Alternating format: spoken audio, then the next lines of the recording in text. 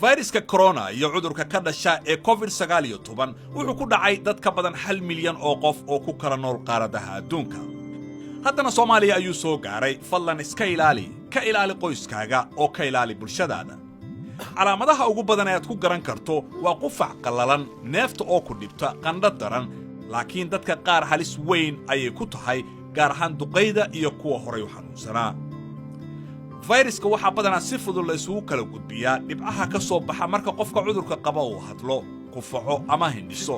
dhibcahaasi waxay afka ama sanka ka geli karaan dadka meeshaasi ka agdhow, sidaasina waxa ay ku qaadi karaan cudurka.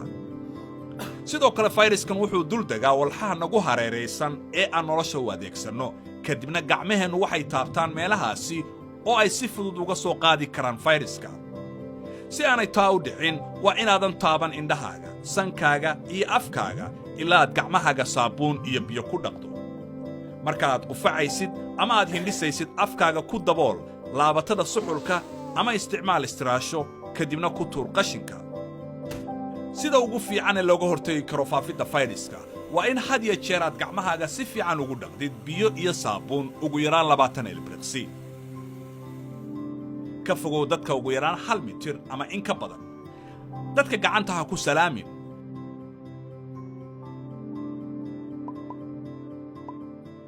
ha tagin goobaha dadka badan sida maqaayadaha shaaha, shaleemooyinka, garoomada kubadda iyo hoteelada. guriga joog haddii aysan xaaladaada caafimaad fiicnayn. haddii aad ka shakiso inaad la kulanto qof qaba cudurka COVID-19, waa inaad guriga joogtaa muddo 14 maalmood ah. sidoo kale kuwa guriga kugula nool waa inay kula joogaan si aanay fayraska ugu faafin bulshada dhexdeeda.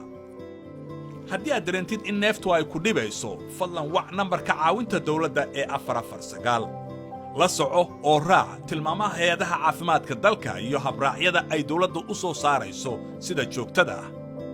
cudurkani waa dhab, waa xaqiiq jirta, ma laha dal gaar ah ama cimilo u gooni ah. waa laga hortagi karaa, balse daawadiisa weli dunida ma soo saarin. si wada jir ah ayaan uga adkaan karnaa fayraska.